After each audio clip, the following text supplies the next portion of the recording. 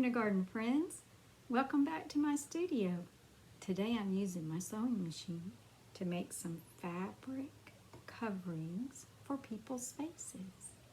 I have some friends at Huntsville Hospital that ask people to make them for them, so that's what I've been doing. Now, I like to call them cough or sneeze catchers. You know when you were at school and you'd have a cough or a cold, your teachers would ask you to sneeze into your shoulder or into your elbow like this. Achoo! Well, that's what these are for. The ladies and gentlemen that work at Huntsville Hospital, they wear these masks and cover up their nose and their mouth just in case they cough or sneeze. And you might even see people around Huntsville wearing these, maybe in the grocery store. And it's just a sneeze or cough catcher. So I've been having a lot of fun making them. I thought as long as I was making them, I'd make them fun. So this one has choo-choo trains on it.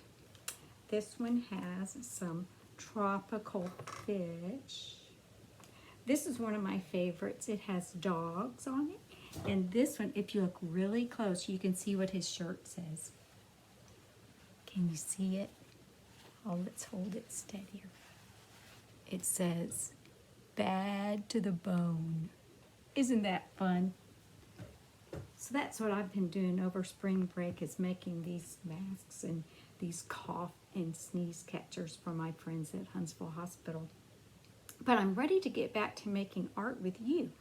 So let me finish up here a minute and I'll be back and we'll share another art activity. Welcome back to the studio. I hope you all enjoyed doing your crazy critter collage like Eric Carle did in many of his books.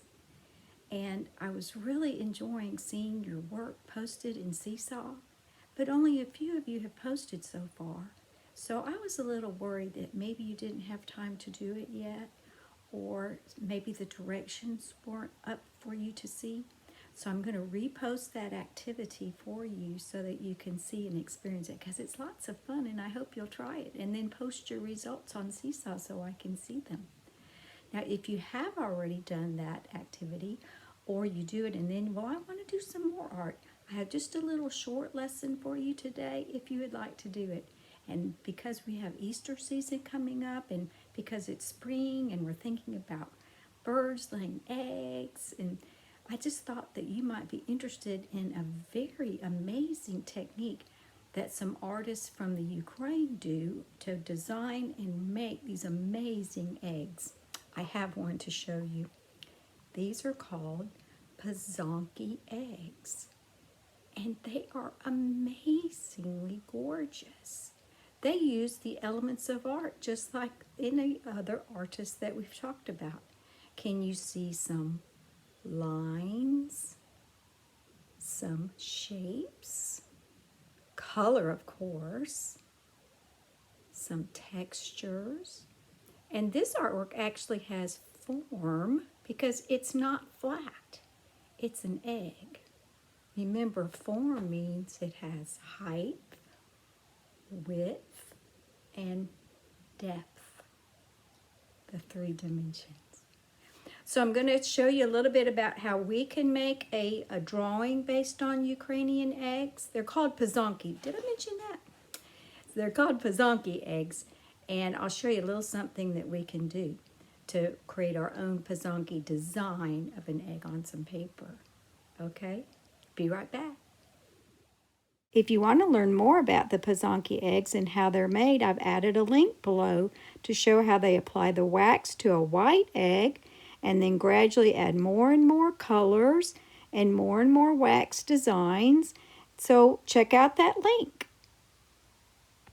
Okay, what you'll need is just some paper, and just use some old printer paper. Save your paper that I sent for you in your packet. Save that for another project.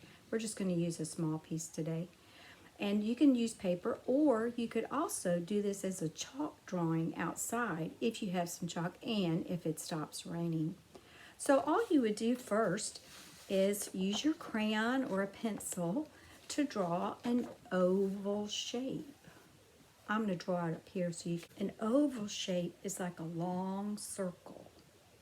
it sort of looks like a circle that's been squished. So first you would start with that shape on your paper or outside with your chalk.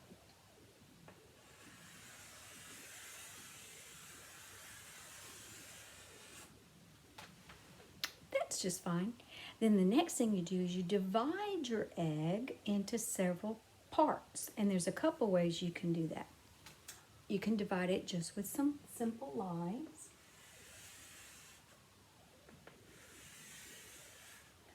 That's sort of like create some shapes there, a horizontal curving line, like stripes. Lines, those are lines that go up and down.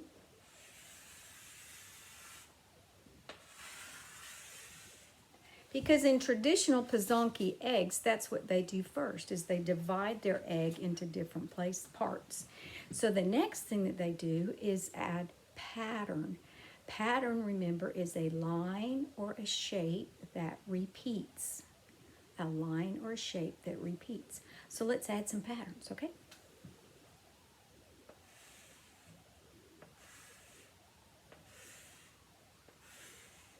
Now it can be any kind of pattern you want. It doesn't have to look like mine. In fact, I hope it doesn't. I hope you make up your own because it's lots more fun.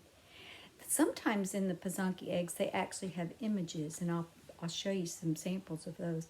These images can be flowers or animals or just anything. Maybe it could be a little miniature Pysanka egg in the middle of a big Pysanka egg.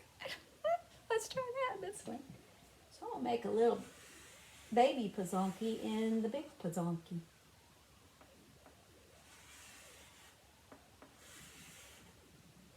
And I think I'll put some patterns in there. So you just continue to add patterns until all of the spaces of the egg are finished. Now if you're outside, you could use your chalk to add the color.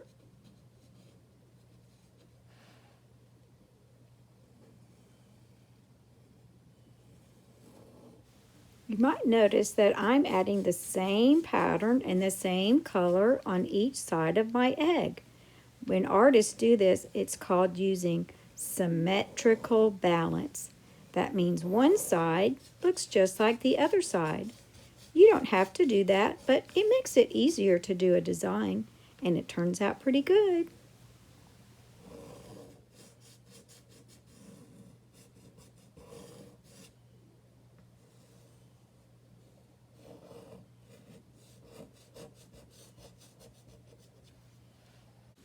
If you're doing the paper one, here's some suggestions for that. So here's our paper. You'll start out by drawing an oval shape. An oval is like a flat circle, a circle that's sort of been squished a little bit. You can draw yours in pencil first or crayon. I'm just using a marker so you can see it easier. Now when I draw an oval shape, I try to go a little bit slowly so I can control where the line is going, and I can make it match when it comes back to the top. So there's my oval.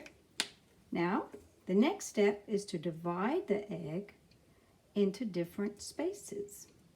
One way to do that is to just draw some lines, like stripes that go across your egg. That would be fine. Here's another one where I drew the stripes horizontally. That means going across from side to side. And then I drew some going from top to bottom. So I have lots of spaces for the next step. This one, when I looked at my own Pysanka egg, I noticed that the patterns were going around the egg. So I thought, well, I'd like to try that. So this one, I just drew smaller egg shapes inside the big egg shape.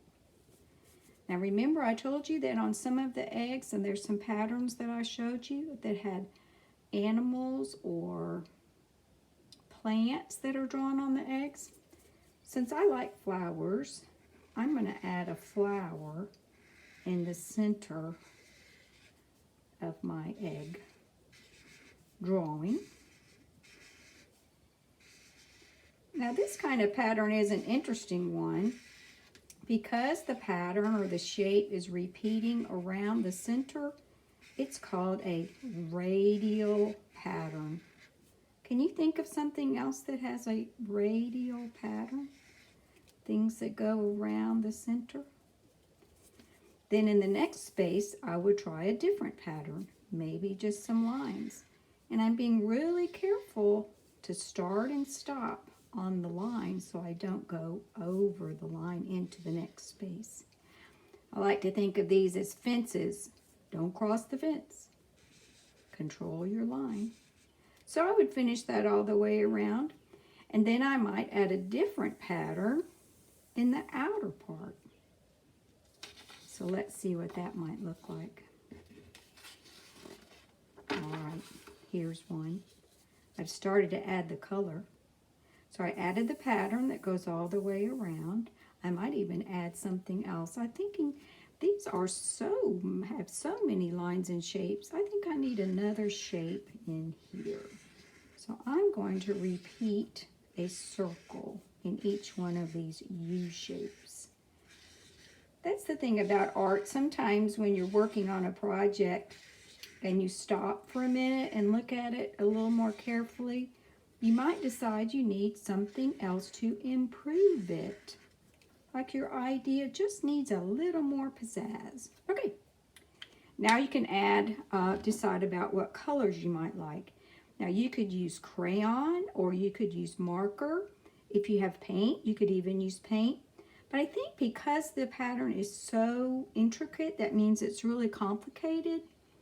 I think crayon or marker or colored pencil would probably be the best.